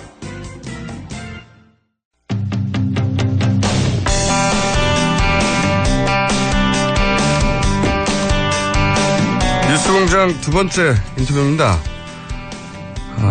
우리와 미국, 대단히 중요한 관계죠. 그런데 트럼프 미국 대통령이 취임한 지 한 달 만에 여러 논란에 쌓여 탄핵 이야기까지 등장하고 있습니다. 이 문제 좀 짚어보겠습니다. 김지윤 아산정책연구위원 함께 하십니다. 안녕하십니까? 안녕하세요. 트럼프의 당선은 맞추지 못했지만 트럼프의 운명은 어떻게 될 것인지 함께 전망해 보겠습니다. 왜냐하면 이건 정말 이례적인 거거든요. 네. 미국의 대통령, 어느 나라 대통령도 마찬가지지만 당선 직후는 가장 인기가 높기 마련인데. 그렇죠. 네. 당선 직후 역대 가장 낮은 지지율을 신기록을 세우고 있는 중이에요. 처음에 한 36%, 7% 이게 가장 최저 기록이고 최근 들어서 보면은 갤럽에서 41%가 나왔어요. 근데 그것도 굉장히 낮죠. 그것도 사실은. 역대 가장 낮은 그렇죠. 거라고. 보통은 이제 절반이 넘죠. 무조건. 넘죠. 지금 초인데. 당선이 되면 일단 절반이 넘어야 당선이 되는 것이고 그리고 당선되고 나면 이제 지지하지 않았던 사람들도 이제 잘하나 보자라고 이제 유보적인 태도를 취하는 마련인데 지금은 반대하는 여론조사가 더 많이 나옵니다. 그게 되게 중요한 게 당선이 된다면 한번 두고 보자. 그러니까 지지율이 조금 낮더라도 잘 모르겠다가 있거든요. 근데 이 경우는 지지하지 않는다가 훨씬 더 높아요. 그러니까 굉장히 중요한 거죠, 그게. 게다가 이제 초반에 정권 초기에 원래 정치권에 있던 사람이 아니라 실수는 뭐 예상이 됐던 건데 그 중에서 이제 굉장히 심각한 게 러시아하고 얘기해요. 이건 과거에는 단 한 번도 등장하지 않았던 러시아는 어쨌든 미국이 지난 2차 대전 이후로 지속적으로 그 라이벌이었지 않습니까? 정권 초기에 조금 관계를 개선하려는 노력들은 좀 있었어요. 뭐 오바마 대통령도 리셋 팔리시 해갖고 처음엔 그랬는데 2014년 우크라이나 사태 이후로는 완전히 냉랭해지고 서방 세계라는 단절을 하다시피 했죠. 근데 러시아 지금 스캔들이 계속 나오는 게 트럼프 자신이 러시아 쪽에 투자를 좀 했었어요. 한 2번 했었는데 1990년대 말쯤 하고 그다음에 2015년에 이제 가장 최근에. 근데 그게 이제 대통령 선거를 나오면서 약간 유야무야 됐고 근데 이제 호텔을 짓고 리조트를 짓고 이러면은 뭐 본인 그 현찰을 모두 땡겨서 하는 건 아니잖아요. 그때 뭐 은행에서 갖고 오던 투자자가 있는데 러시아에서 그만한 투자자를 만약에 데리고 온다. 그거는 뭐 대부분의 경우 마피아랑 연관이 있죠. 무서운 얘기 나옵니다. 무서운 얘기가 나오는 거죠, 이제. 우리하고는 상관없는 듯 하면서도 미국의 대통령은 우리하고 상관이 굉장히 깊거든요. 예, 여러 가지 그 대북 정책하고도 상관이 깊고 그래서 그냥 다른 나라가 트럼프를 쳐다보듯이 진짜 이상한 대통령이 나왔다고만 쳐다볼 수가 없는 거죠. 그렇죠. 더구나 이번에 경질됐던 마이클 플린 같은 경우는 이제 뭐 아시다시피 내셔널 시큐리티 어드바이저 국가안보보좌관이었고 한국하고도 상당히 여러 가지 협조를 해야 되는데 갑자기 경질이 됐단 말이에요. 그래서 이제 누가 등장하느냐 방금 전에 발표가 났어요. 이제 새로운 이제 인물이 지금 등장을 했는데 HR 맥마스터 장군이라고 해서 뭐 그 안에서는 신망이 좀 높고 괜찮은 사람인 것 같더라고요. 그래서 지금 막 이제 발표가 났고 원래 트럼프가 지명을 했었던 사람은 로버트 하워드 장군인데 이 사람은 거절을 했죠. 그래서 약간 좀 뭐 삐걱거리고는 있지만 어쨌든 지금 정상적으로 굴러가려고 노력은 하고는 있죠. 대통령이 보통 임기 초기에 이렇게 지명을 하면 대부분 수락하잖아요. 그죠. 가장 힘이 셀 때인데. 그래서 거절해버렸어요. 거절했어요. 근데 이유가 뭐 포면적으로는 굉장히 너무 중책이라서 힘들고 자기는 그리고 지금 이 사람이 락히드 마틴의 CEO예요. 그 저쪽 아랍에미리트 연합에 그래서 경제적으로 봐서도 내가 이걸 좀 유지를 해야 된다 가족 때문에. 근데 말이 안 되는 게 미국의 내셔널 시큐리티 어드바이저를 하고 나오면은 어마어마하게 돈 벌 수 있거든요. 그러니까 그냥 하기 싫었던 거죠. 하기 싫었던 이유가 중요한 건데 지금 이제 러시아 이게 플린이라고 하는 안보를 담당하는 우리 이제 대북 정책도 이 사람이 결정할 뻔했죠. 네. 근데 그런 자리에 굉장히 중요한 자리에 있던 사람이 대선 때 러시아와 접촉했다. 네. 이 설이 나오면서 결국은 자리에서 물러났는데 이 구체적인 내용이 뭡니까? 접촉했다는 게. 정확히는 대선 끝나고 나서예요. 그러니까는 기억들 하시겠지만은 그 러시아가 해킹했다는 얘기가 있었잖아요. 민주정부위원회를. 그래서 오바마 대통령이 그 사실을 이제 CIA한테 보고를 받고 그다음에 러시아 외교관들을 추방을 했어요. 30몇 명인가 굉장히 많은 수를 추방을 했는데. 당시 오바마 행정부와 당시 그 정보기관들은 팩트로 받아들인 거죠. 완전히. 그렇죠. CIA에서 대통령한테 보고될 정도면은 모든 증거를 다 가지고 있는 거고. 그래서 추방을 했을 때 이 플린이 러시아 대사한테 전화를 해서 푸틴은 러시아 측에서 강경하게 대응 안 해줬으면 좋겠다. 우리가 그렇다면은 뭐 러시아 경제 제재에 대해서 좀 더 긍정적으로 논의를 나중에 해보자. 트럼프 행정부 들어서면 이런 얘기를 했던 거를 밝혀낸 거죠. 그래서 사실 이 로건 액트라고 해갖고 이게 굉장히 오래된 법이에요. 제 기억에는 1799년 뭐 이때쯤 된 법인데 민간인이 그 외국 정부와 상대로 해서 외교적인 협상을 하면 안 돼요. 근데 플린은 그 당시에 그게 스파이죠. 그렇죠. 근데 이게 원래는 되게 재밌는 에피소드에서 시작은 됐지만 플린이 당시에 오바마 행정부였기 때문에 사실상 민간인이거든요. 내정자긴 했어도. 그 법에 걸렸고 지금 또 하나 FBI가 지금 조사를 하고 있는 거는 처음에 FBI한테 그 플린이 거짓말을 했다. 그러면은 이거는 중범죄로 들어가서 징역을 살아야 되는데 거기까지 갈지는 잘 모르겠어요. 그 러시아하고 연계설은 대선 기간 중에도 계속 나왔어요. 계속 나왔죠. 네, 계속 나왔고 이게 크게 불거진 것은 이제 오바마 행정부 마지막에 러시아가 미국 대선에 개입을 했고 얼마나 광범위하게 얼마나 깊게 한지는 정확하게 보도된 바는 없는데 개입을 했고 그게 사실이다. 사실이기 때문에 미국에 와 있는 대사들을 다 쫓아냈는데 근데 그 사이에 이 플린은 러시아하고 뭔가 딜을 하고 있었던 거죠. 그렇죠. 근데 이제 미국 정보기관은 아직 본격적으로 보도는 안 됐는데 현직 대통령이기 때문에 그 러시아와 트럼프의 관계가 예사롭지 않다고 하는 정보를 많이 가지고 있나 봐요. 굉장히 많이 가지고 있고 사실 풀리는 시작이에요 지금. 예전에 8월에 폴 매나포르트라고 해서 그 트럼프의 이제 선대위원장을 원래 지냈던 사람이 있어요. 예. 이 사람이 갈리고 나서 스티브 배넌이 들어선 건데. 사람 이름이 너무 많이 등장해요. 네. 이 매나포르트는 정말로 러시아하고 아주 끈끈한 관계가 있어요. 특히 우크라이나를 통해서. 그래서 이게 우리나라에는 당시에 이제 트럼프 지지율이 좀 안 좋으니까 경질됐다라고 나왔었는데 사실은 러시아와의 커넥션 때문에 이게 밝혀질까봐 그만뒀다는 얘기가 좀 많았었거든요.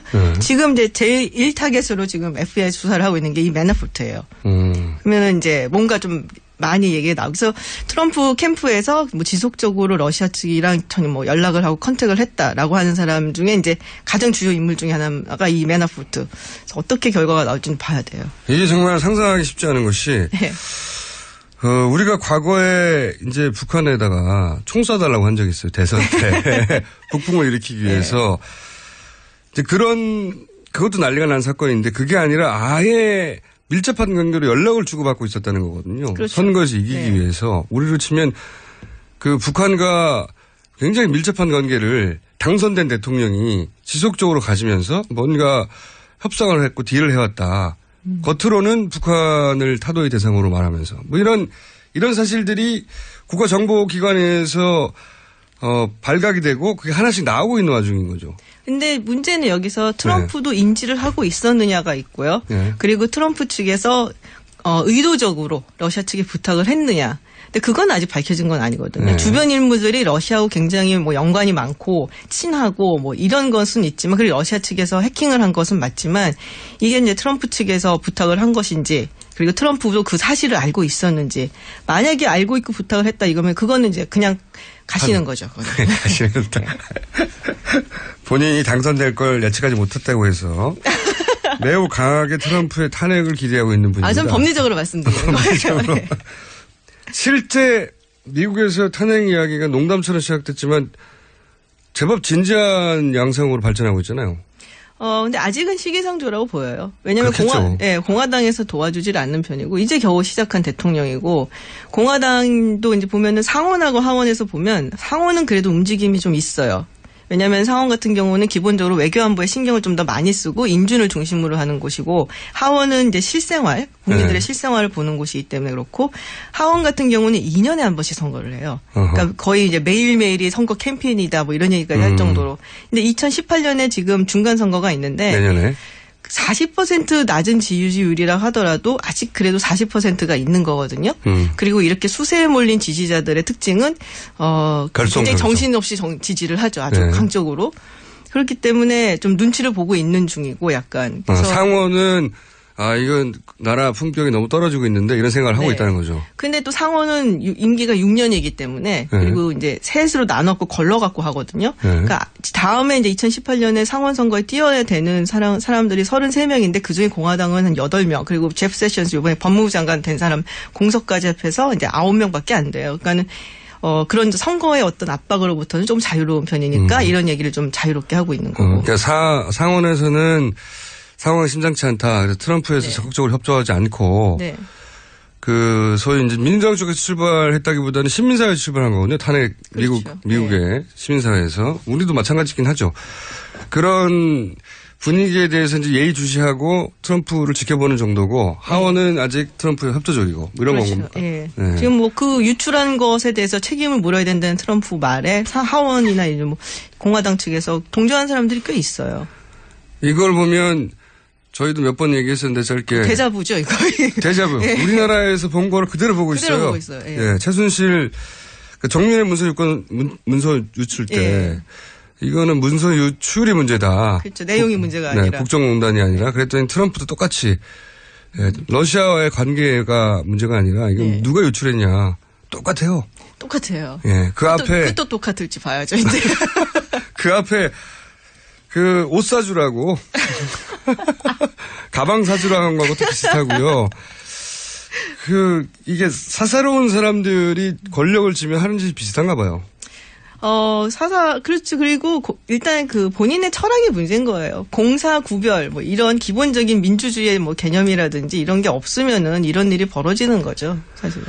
또 한 가지 변수는 그 정보기관인 것 같습니다. 우리나라 정보기관은 음지에서 양지를 지향한다고 하며 국가를 위해 일한다고 하지만 국가가 아니라 권력을 위해 일한 적이 많거든요. 그렇죠. 실제로 네.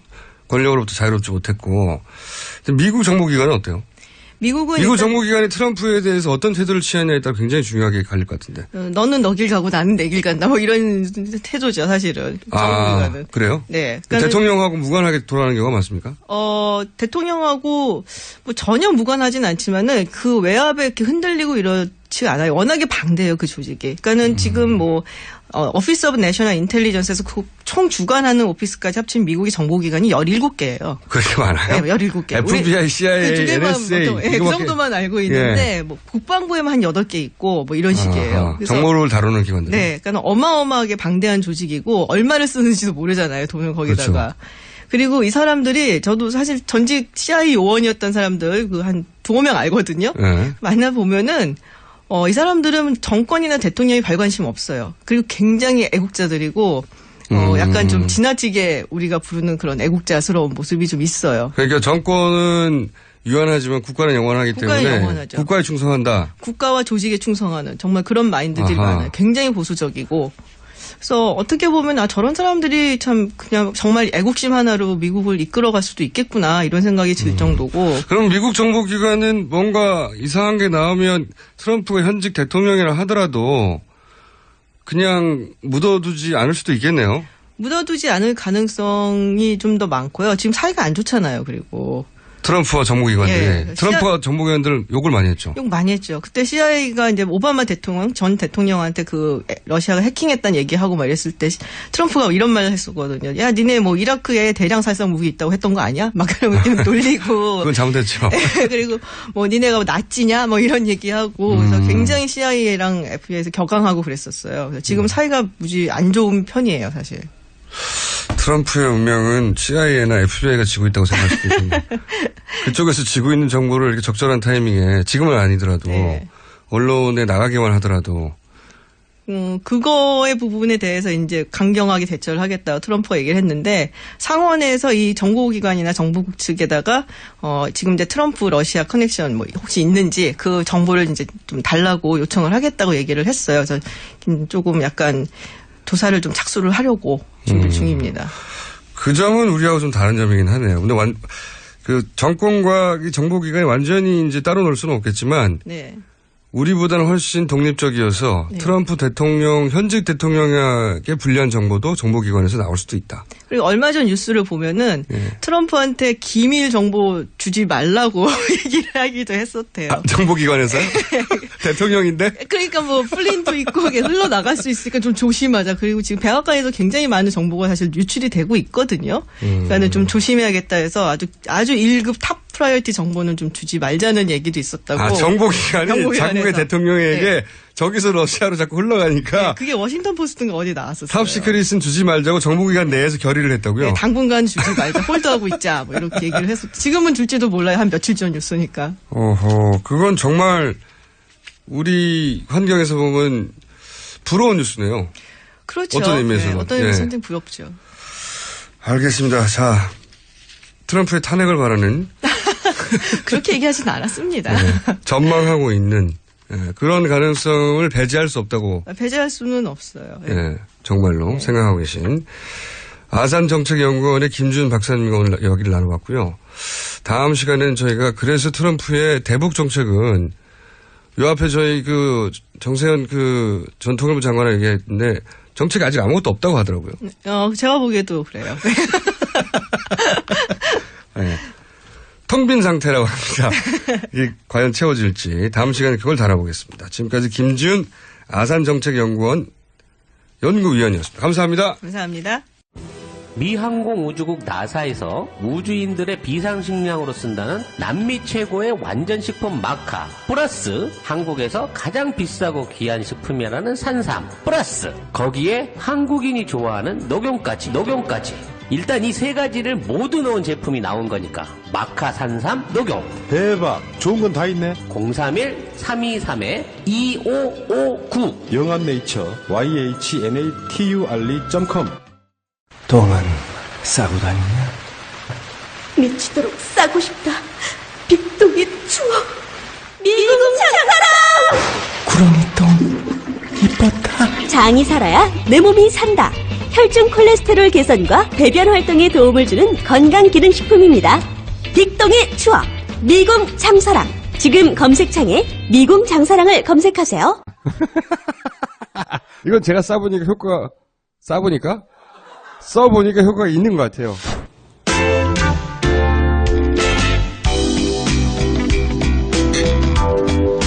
자, 오늘은 여러 코너를 많이 준비했습니다. 김정남 피살, 북한의 미사일, 안보 위기 아니냐라고 하는 주장도 나오고 있는데, 이 시점에서 정치 지형은 어떻게 영향을 받았는지 오늘 체크해보고, 우리 역선택 이야기도 좀 해보겠습니다. 리얼미터의 권순정 실장님 나오셨습니다. 안녕하세요. 안녕하십니까? 네, 저희가 여론조사 기관을 불러서 이런 짚어보는 걸 잘 안 합니다.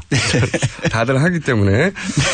근데 이제 큰 이슈가 있어서 저희가 모셨는데, 우선 리얼미터가 어제 발표한 여론조사가 있어요. 이런 김정남 피살, 북한 미사일 관련해서 안보 위기다, 사드 얘기가 계속 나오니까 과연 이것이 영향을 미쳤는지 확인해 보려고 하는데, 어제 여론조사는 어떻습니까?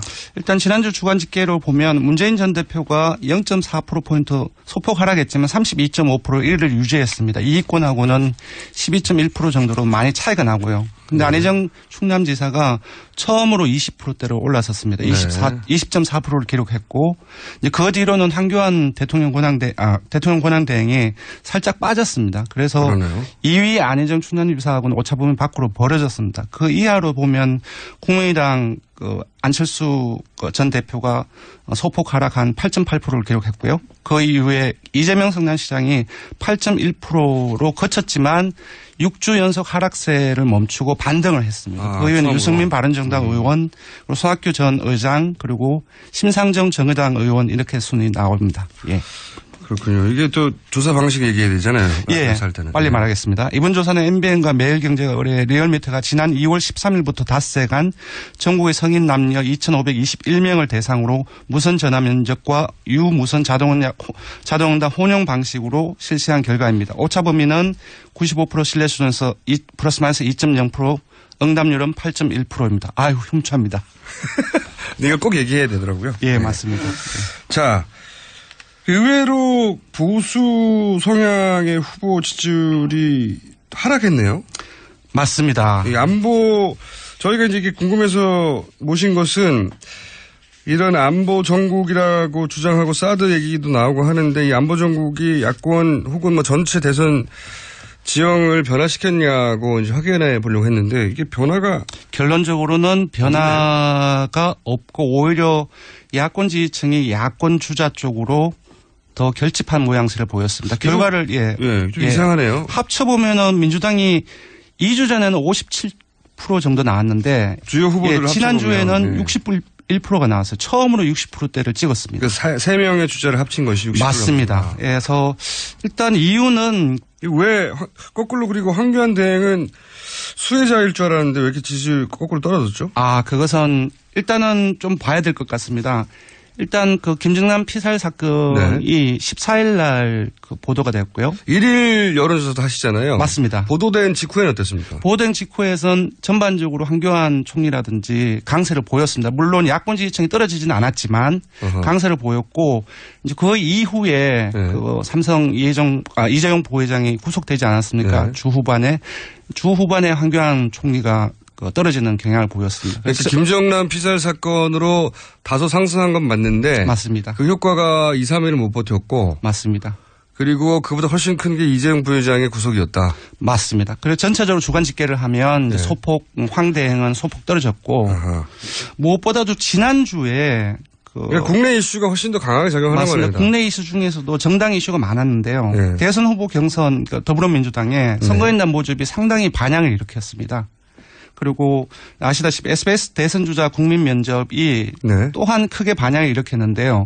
구글 트렌드 분석을 해보면 개별 후보의 이름을 집어넣고 구글 트렌드 분석을 해보면 모든 이제 개별 주자 이름 옆에 그 연관 검색어로 탑으로 대선주자 국민 면접이라는 것이 떠올랐거든요. 이게 이제 그 비교적 다른 프로그램보다는 가볍게 접근해서 접근성이 높은 것 같더라고요. 맞습니다. 네, 예. 그래서 이제 정치에 크게 관심 없던 분들도 쉽게 접근할 수 있어서 검색을 많이 한 결과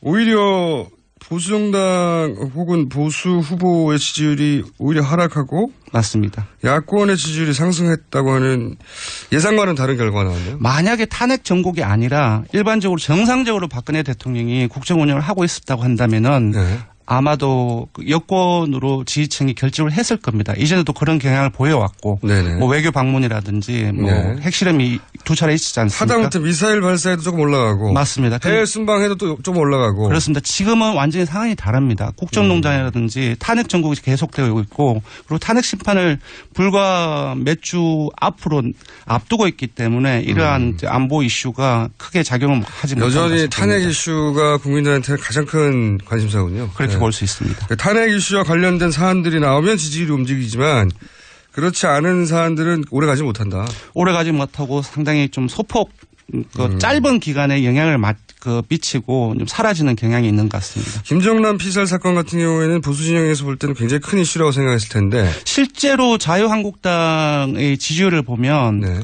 이전에는 15% 선을 못 넘었습니다. 근데 지난주 같은 경우는 주 중반까지는 16% 이상 올랐거든요. 근데 삼성 부회장 구속 이후에 떨어지면서 15.1%로 이제 마감을 했는데, 그렇군요. 정당 지지율을 그럼 간략하게 정리해 주시면 어떻게 됐습니까? 정당 지지율을 보면 민주당이 48%를 기록했습니다. 최고치입니다. 그리고 너무 많이 나오는 것 같은데요. 나중에 좀 소개를 시켜드릴게요. 이제 일단 일간 집계 조사에서 이제 역시 삼성 이재용 부회장의 구속 이후인데요. 17일 금요일 조사에서 무려 51.8%를 기록했습니다. 50%를 넘는 거는 민주당으로는 처음인 것 같고. 민주당으로는 제가 기억하기로는 사상 처음이고요. 새누리당 같은 경우는 여러 번 있었습니다. 그러니까 2년 전에 세월호 이후에 박근혜 대통령이 눈물이라든지 그런 것들이 영상으로 반영되는 그 주간에는 새누리당의 지지율이 50% 이상 훨씬 넘었었습니다. 보수정당이 집권하고 있을 때 보수정당이 여당일 때 가끔 이런 지지율이 나오긴 하는데. 맞습니다. 예. 근데 야당이 집권하든 집권하지 않든 간에 상관없이 야당은 이 정도 과반을 넘기는 경우가 없었던 걸로 저는 기억해요. 유권자 지형이 바뀐 이유입니다. 그러니까 이것 또한 이제 국정농단이라는 탄핵 정국을 지금 계속되고 있는데 이 과정 속에서 이념 성향으로 본다고 한다면은 진보, 중도, 보수가 작년에 4.13 총선 이전하고 완전히 거꾸로 바뀌었습니다. 그렇군요. 그 여론조사를 봐도 지금 시대의 과제는 정의의 구현이라고 하다 보니까 지금 누가 이 최순실 게이트의 주범들을 단죄할 것인가 그 관점에서 사람들이 보다 보니까 그렇죠. 야당이 눈에 띈 거겠죠. 민주당이 특별히 더 잘한 것 같지는 않은데 맞습니다. 민주당이 잘했으라기보다는 국정농단 정국과 지금 이어지고 있는 정국 자체가 기본적인 영향을 미쳤다고 봐야 되겠습니다. 구도의 힘이죠. 결국 누가 있는지 봤더니 그냥 민주당이 거기 있었을 뿐이지 민주당이 스스로 자기 존재감을 드러내서 여기까지 올라간 건 아니라는 점에서 그렇게 봐야 될 것 같습니다. 민주당이 여기서 자만하면 안 되는 것이고요. 그리고 사실은 이거는 탄핵 심판 결과에 따라 크게 또 한번 요동칠 것 같아요. 일단 각자의 정당이 아진인수격으로 탄핵 심판, 그러니까 만약에 탄핵 인용되고 났을 때는 자기들 쪽으로 결집됐다라고 생각합니다. 보수정당에서는 이제 불쌍한 마음에 일로 올 것이라고 생각하고 또 야당 쪽에서는 그렇다면 이제 자유한국당은 존재감이 사라지게 될 것이다. 뭐 이렇게 해석하기도 하고요. 근데 이제 제가 봤을 때는 확인 효과라고 있습니다.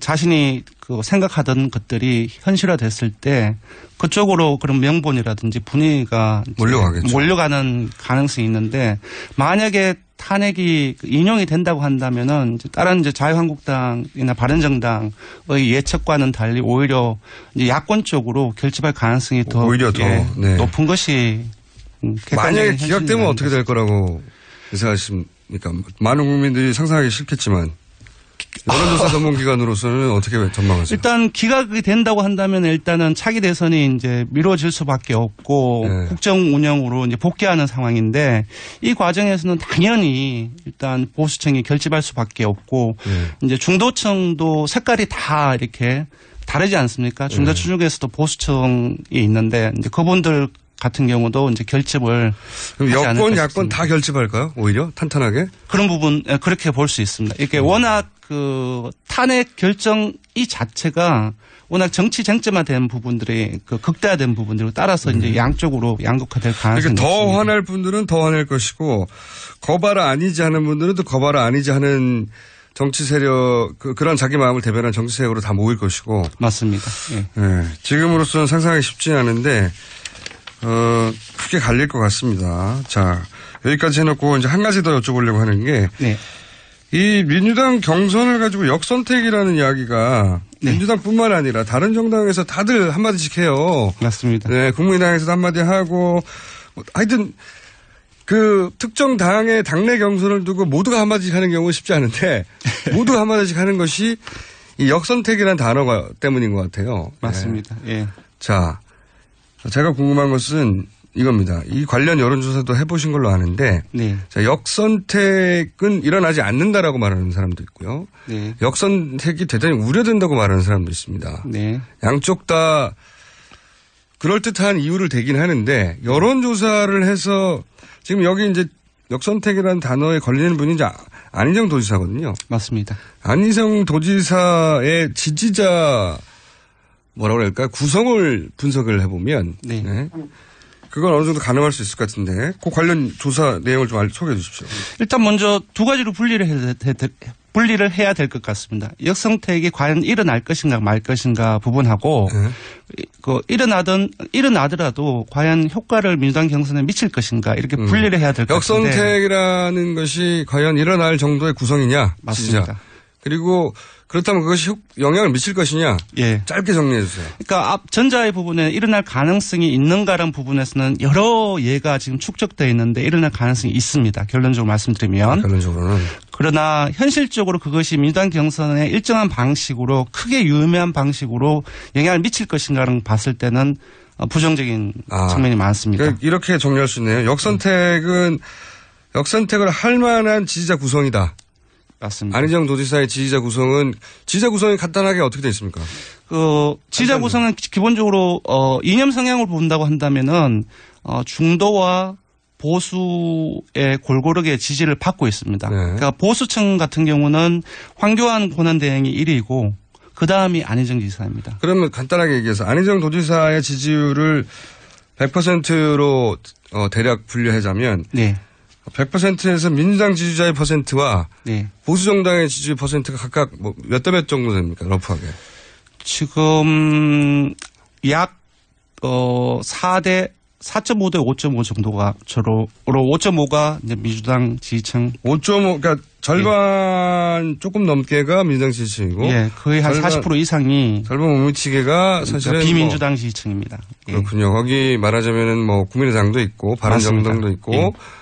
그리고 자유한국당도 있고. 맞습니다. 이분들이 이 경선에 참여하는 것을 역선택으로 보기도 하죠, 지금. 맞습니다. 역선택 사례를 간단하게 하나만 소개시켜드리면은 그러니까 지난주 죄송합니다. 어제 발표가 됐는데 우리가 그 정당 후보를 뽑아서 5명 가상 대결을 합니다. 여기에는 문재인, 황교안, 안철수, 유승민, 심상정 이렇게 나오는데 여기에는 안희정을 지지하는 사람들이 들어가 있지 않죠. 그래서 그렇죠. 저희들이 분석을 해봤습니다.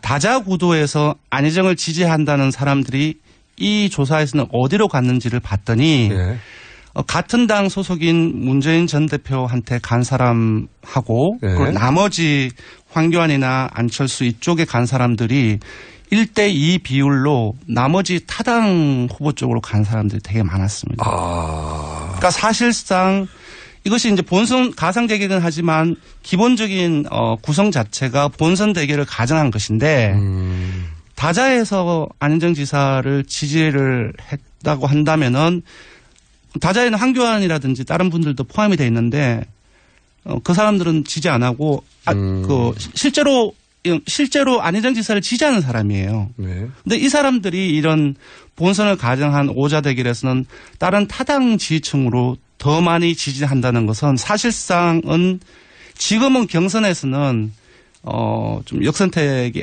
아니고 확대, 그 지지층 확대로 볼 수도 있지만 실제로 본선에 갔을 때는 이분들이 타당 그 후보들을 찍을 가능성이 높다는 것을 보여주고 있습니다. 한마디로 말해서 민주당 경선에서 안희정 도지사를 지지했던 사람이 맞습니다. 안희정 도지사가 대선 후보가 못 될 경우에 그 표가 같은 민주당의 대선 후보한테 가는 게 아니라 문재인이든 이재명이든 만약에 그 표가 민주당 후보로 간다고 한다면 역선택이 아니라 지지층 확대로 볼 수 있는데 그렇죠. 그렇지 않기 때문에 분명히 역선택의 성격을 가지고 있다고 봐야 될 것 같습니다. 그러니까요. 그러니까 그 안희정 도지사를 민주당 경선에서 지지했던 사람들이 본선에 가서는 안희정 도지사를 그러니까 안희정 도지사가 대선 후보가 안 되면 민주당의 대선 후보를 지지하는 게 맞는 것 같은데 민주당의 지지를 하는 게 아니라 민주당 후보가 아닌 뭐 자유한국당이나 국민의당 후보로 갈라지는데 그게 2배가 더 많다. 맞습니다. 그래서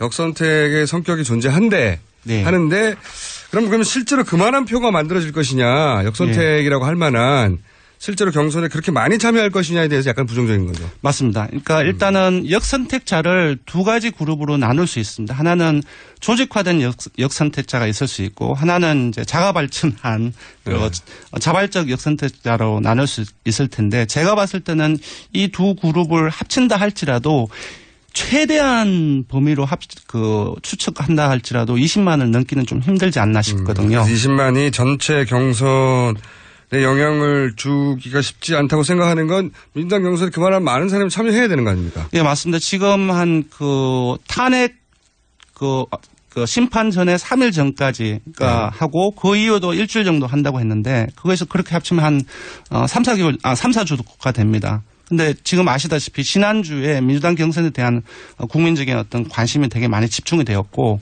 초반의 전체적인 흐름을 봤을 때도 상당히 많은 수가. 그럼 어느 정도 숫자가 돼야지 지금 이 역선택의 가능성은 있지만 실제 영향을 미치기 힘들다 하는 수치에 도달하나요?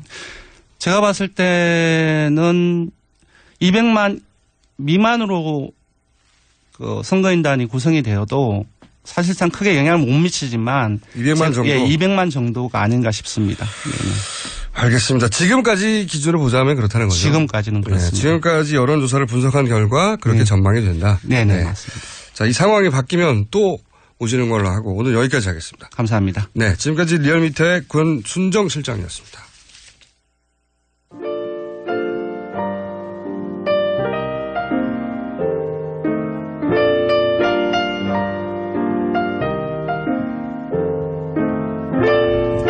자, 불친절한 AS. 하영의 저주에 대해서 많이 얘기들 하는군요. 하영 기자가 가기만 하면 캠프가 없어진다고. 그리고 버스를 놓쳐서 택시를 탔는데 공장장 목소리가 나와서 기분이 확 좋아졌습니다. 군포 경은산업의 택시기사님 멋쟁이. 804번 번호 쓰신 분인데 이건 성함까지도 알려주셔야지. 대구 시내버스 박재섭 기사입니다. 네, 대구 버스에서 리얼타임으로 안 나올 텐데 앱을 깔고 블루투스로 버스 전체에 틀고 다닙니다. 대구 버스를 운전하시는 기사님인데, 네. 이분 때문에 이 버스 안에서는 모든 사람이 대구에서 서울교통 정보를 듣고 계시게 되겠군요. 네. 감사합니다. 여기까지 하겠습니다.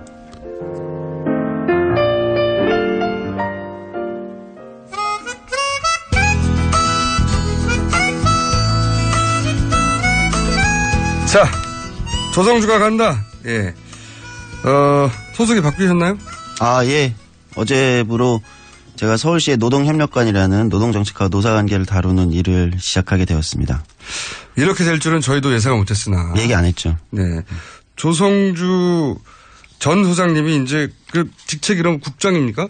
그건 뭐 아니고요. 노동협력관이라는 그냥 직책이 있습니다. 따로. 노동협력관. 네. 저희 PD 얘기로는 게스트로 왔는데 자기보다 직급이 높아졌다고. 그렇진 않고요. 저는 알 바 아닙니다. 자, 혹시 이 뉴스공장에 나와서 인지도가 상승하여 취직에 도움이 되셨나요? 근거를 찾기 힘들 것 같은데요. 농담이고요. 자, 어쨌든 네. 지금 현재 서울시 노동협력관이 되신 분입니다. 네. 공무원이에요. 네. 자, 어디를 갔다 다녀오셨습니까? 예. 이건 이제 지난주에 제가 취재를 했던 건데요. 일단은 뭐 방송을 해야 될 것 같습니다. 그 헌법재판소 앞에서 기자회견이 있었어요. 좀 특이하다면 특이한 기자회견인데 전국의 변호사 한 1,500명 정도가 서명을 한 성명서를 그날 발표하는 기자회견이었습니다. 아, 그렇군요. 예. 내용은 뭐 어제까지 논란이 됐죠. 헌법재판소가 언제 이 판결을 낼 거냐. 그래서 이제 변호사들은 이게 이제 대통령직 변호에 좀 문제가 있다. 변호사의 측면에서 변론권의 남용 아니냐 이런 문제 제기를 하면서 일단 1,500명이 이제 서명을 한 기자회견을 낭독했습니다. 한번 일단 인터뷰 한번 들어보시죠. 내용 들어보시죠. 상황이 불리하다고 판단해서인지 시간 끌기와 재판의 본질을 아주 그리고 있습니다. 최근에는 아주 뒤늦게 대통령 출석 운운하면서 시간을 끌려고 하고 심지어는 모 변호사가 법정에서 태극기를 펼치는 청국을 벌이고 또 며칠 전에는 아주 보수적인 재판관 출신과 변협회장 출신의 변호사를 선임해서 마지막 저항을 하고 있는 것 같습니다. 국정 공백은 계속되고 사회적 혼란은 발생하고 갈등과 대립은 아주 심화될 것입니다. 그래서 인권옹호와 사법정의의 앞장서는 저희 전국 1,500명 변호사들은 이런 국정 공백과 사회 혼란을 막기 위해서 헌법재판소에 반드시 3월 13일 이전에 자, 변호사님들이 하는 말들은 알아들었어요. 그러니까 지금 의도적으로 지연시키지 마라. 예, 그렇죠. 이런 얘기죠. 한마디로 말하면 전국 1,500명 변호사들이 이 뜻을 모아서 뒤에서 나오는 배경으로 깔린 아주머니의 이야기는 뭐였습니까? 예, 제가 이거 소리를 일부러 담았어요. 왜냐하면 헌법재판소 앞에 이제 다양한 분들이 와서 1인 시위도 하고 뭐 기자회견도 하고 계신데 지금 저분은 근데 이제 박근혜 대통령의 탄핵이 기각되어야 된다. 그리고 뭐 그런 분들 그날이 있죠, 당연히. 예. 이재용 그 삼성 그 부회장 구속이 이제 된 날이었어요. 그래서 이게 부당하다. 뭐 이러면서 기자회견 옆에 와서. 근데 왜 헌재 와가지고 이재용 부회장 구속이 부당하다는 얘기를 하나요? 네. 그러면서 이제 그 기자회견 옆에서 계속 소리를 지르셨는데 뭐라고 지르는 겁니까? 간첩이다, 빨갱이다, 뭐 이런 말씀을 하시는데요. 이 전국 1,500명 변호사들이 간첩이다. 네. 뭐 그분도 뭐 하나의 의견이니까요. 간첩을 1,500명을 변호사를 시켰다면 이거 대단한 일이에요. 어쨌든 지금 상황이 뭐 이제 지난주까지는 무더기로 증인 신청을 대통령 측에서 했는데 정작 증인은 뭐 출석하지 않고 그다음에 이제 가장 많이 우려했던 게 이제 지금 이제 이정미 권한대행의 임기 만료가 이제 3월 13일인데 그 이후에는 7인 체제가 되는 거에 대한 우려가 굉장히 컸죠.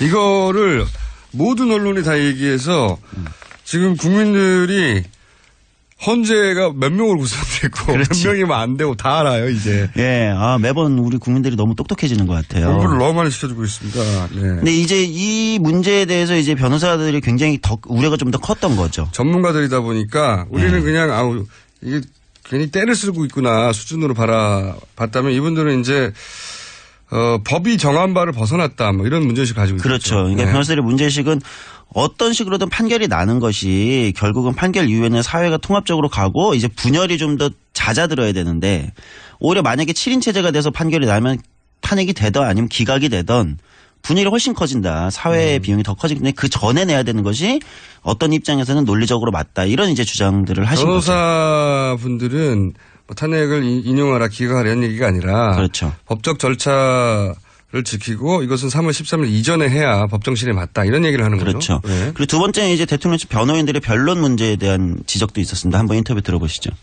지금까지 대통령 측이 보여준 모습과 태도는 실망을 넘어 절망스러울 정도다. 국정농단과 헌정유린, 부패와 무능에 대한 부끄러움은 조금도 찾아볼 수 없고 현 상황을 조기에 마무리 짓고 사태를 수습하겠다는 책임감도 전혀 찾아볼 수 없다.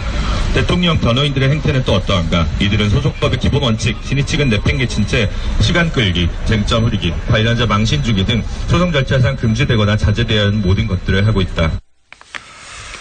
자, 뭐 같은 얘기네요. 그렇죠. 이 핵심은 이제 변론권의 남용 아니냐라는 지적이에요. 그러니까 이제 법을 안 지키고 있다는 거죠. 그렇죠. 변호사도 예를 들면 최소한의 지켜야 될 어떤 이제 뭐 그걸 뭐 직업윤리라면 직업윤리 아니면 변호사로서의 공적인 의무가 있는데 그 부분을 넘어서고 있는 거 아니냐. 시간 끌기나 또 이제 관련자 망신 주기 이거 이제 좀 논란이 되고 있는 거 아닙니까? 이런 부분들에 대해서 지적을 하신 겁니다. 그게 이제 어제만 하더라도 굉장히 신선한 전술, 당뇨 지연술이라고 국내 뭐랄까 재판사상 최초로 등장한 지연 전술이 아닐까 싶은데. 네, 이번 과정에서 뭐 국내 재판사상 뭐 처음 등장한 게 너무 많아요. 태극기 흔들기도 하고 재판 정안에서. 그렇죠. 그리고 그런 상황이었는데 이제 어제 헌재에서 약간 분위기가 확실히 좀 바뀐 건 있죠. 일자는 확실히 3월 13일 이전으로 하겠다고 이제 결심을들 하신 것 같아요, 현재 재판관들이. 그렇죠. 어제 이제 주말이 지나고 이제 어제부터 사실상 재판에서 의지를 밝혔다고 이제 분석이 되고 있는 거죠. 뭐 변호인단의 증인 신청이나 증거 채택 문제들에 대해서 어떤 좀 명확한 입장들을 보이고 있고, 뭐 결국은 이게 이제 이정미 권한대행의 임기 내 문제를 매듭짓겠다는 의지를 비쳤다는 게 중론입니다. 이 문제에 대해서 그래서 시급하게 어제 인터뷰를 좀 간단히 들어봤어요. 대한변협 인권위 부위원장 맡고 계신 법무법인 및 민의 위은진 변호사님의 의견 한번 들어보시죠. 대통령 측에 충분한 기회를 줬음에도 불구하고 제대로 답변서를 내지 않는다든가 의견을 제출하지 않는다든가 이런 형태의 정말로 변론권을 남용하는 형태의 지연 작전이 있었던 거죠. 그래서 그 부분에 대해서 단호한 입장을 표명한 것 자체가 이번에서 이제 헌재가 공정한 재판뿐만 아니라 신속한 재판을 하겠다는 의지를 강하게 표현한 거라서 그 부분에 대해서는 충분히 그 헌재 입장에 대해서 지지를 하는 입장입니다. 그렇군요. 뭐 사실은 정상적인 변호사 업무를 해오던 변호사들의 입장에서는 본 적이 없는 행위들이니까요. 그렇죠. 이거에 대한 당일 현장에서의 분노는 생각 이상으로 높았어요. 재판정에서 재판관을 향해서 그렇게 못 하거든요. 안 하고. 그렇죠. 네, 재판관을 향해서 소리 지르기도 하고, 그다음에 당뇨가 있어서 안 되겠다고 하고, 변론 기일 막 바꿔달라고 자꾸 우기고.